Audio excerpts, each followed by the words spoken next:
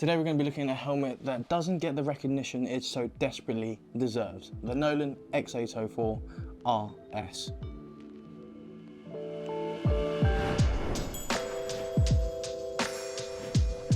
I want to start off with answering why I truly believe this is the unsung hero of the motorcycle racing helmet world. It's so affordable for a carbon fibre helmet, like a true carbon shell. We've seen it in World Superbike, we've seen it I believe in BSB, and amongst all the other helmets that are race ready, let's say, this one comes in a bit more affordable than the rest. Nonetheless, it is carbon fibre as well. For a plain colour, which is just carbon fibre in terms of the actual helmet, it retails at $499.99 RRP, all the way up to like your fancy graphics or your cool colour blocking like the one in front of you today at $649.99 RRP. Now, with that being said as well, this comes in 4 different shell sizes. There's just 4 shell split, let's say. So the reason behind that is so you can have a more compact shell that fits really nicely on your head and doesn't make you look like a bobblehead, whereas other manufacturers don't really do that. But Nolan at the price point have still stuck to giving you 4 different shell sizes, which I think is absolutely phenomenal. On the previous version, you had a bit more of a bulkier sort of spoiler on the rear of the helmet. It's more slimline, it's more sleek, more aerodynamic. Same goes for the exhaust vents at the chin portion there for the front vents. They've gone a bit more slimline, making it a bit more aerodynamic than that of previous. If we look at the X-804RS, you do have a chin vent at the front and you have one at the top of your brows or at your forehead area, as well as on top of your crown there. Easily operated by a little slider, nice and tactile, easy to operate, no faffing about there. If we look at the visor at the front there as well, it has a locking mechanism. As you might know, with ECE2206, a lot of the helmets now need to have a visor locking mechanism in order to kind of pass. This is to reduce the unwanted opening of your visor in the event of an off, which is always a great positive, so it's nice to see that there. So if you're whipping it around the track, then having that is a very cool and neat feature. Keeping on the topic of ventilation, I want to actually talk about some of the names for the key features they give this helmet. They're really cool, they do kind of sound like what they are. Starting off with, of course, the ventilation, like I was about to say. It's called the RAF. It's not the Royal Air Force, it's actually the Racing Airflow System.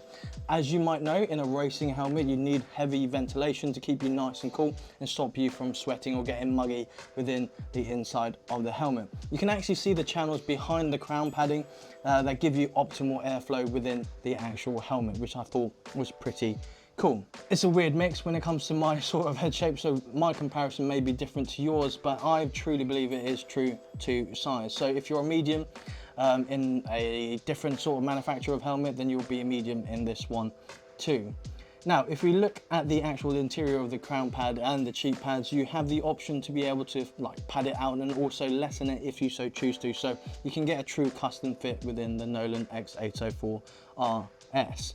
And when it comes to the weight of the helmet, it weighs in at 1,520 grams or 1.5 kilos, plus or minus kind of like 50 grams depending on the helmet size. Now, I don't think that's pretty bad going for a ECE2206 helmet. As you might know, with the more stringent testing methods, helmets have gone a bit larger and also a bit heavier, but Nolan have given it a good shot at kind of keeping all of those factors low. If we look at the visor system, it's no longer a push release for the visor, it's a screw lock system, let's say, where you have to screw it in or unscrew it to get the actual visor off.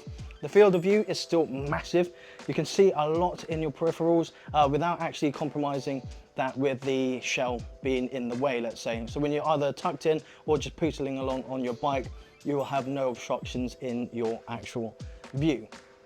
Another race feature about this helmet that I want to talk about is the option to use a water bladder or a camel bag when you're riding your motorcycle. On the back of the helmet, there's this little tab that you can take off to feed a tube through so you can get your hydration while still being in the helmet, which I thought is really, really cool. If you're not going to use that, another cool little feature you can use the back portion for is to feed wires through in order to either go to your comms unit to keep it nice and tidy within the helmet. On the topic of communication systems, It might be hard if you have dumbbell ears like myself to actually put a comms unit in there because it doesn't have a recess for your speakers. You can opt for maybe some smaller speakers or a slimline speaker to go inside of there so it doesn't hurt when you take it on and off said head. Before we start wrapping up this video, let's talk about the features that normally come standard in motorcycle helmets. That first being the pin lock ready system. So in the box you'll get a pin lock for the X-804RS, as well as another visor, whether that be a tinted one with tear-offs or maybe for some special graphics, they actually come with iridium visors instead. Again, with tear-off posts if you want to use tear-offs. If we look at the cheek pads, they're removable, washable, antimicrobial, so that's always a good thing to have. When it comes to the overall sort of strapping system of it, of course it's going to be a double D-ring. As we know, in the racing world, let's say, it's the safest option to have and the most secure option to have when it comes to a racing helmet.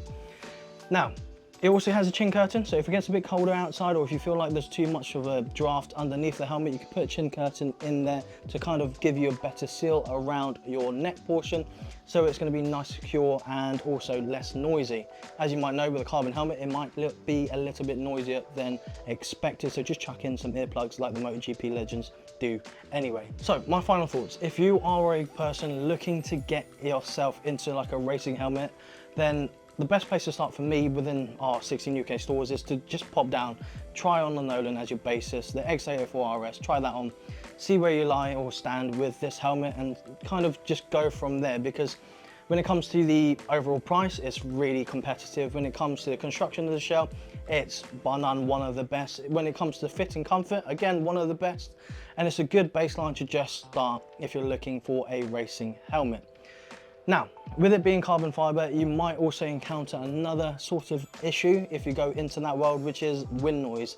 It's going to be a little bit louder in a helmet like this as compared to like a fiberglass shell or even like a polycarbonate shell. So best to buy some earplugs alongside the helmet if you go down that route. Now, with that, give us a thumbs up if you enjoyed this video. Comment down below what your opinions on the X-804RS, or if you have any questions on the helmet itself, then leave that in the comments below. If not, I would also like to suggest if you have an X-804RS and want to leave a review, please do on our website so we can get a better understanding of the overall features of a long-term sort of like review of the Nolan X-804RS. Be sure to subscribe, ride safe, and we'll see you all soon. Strict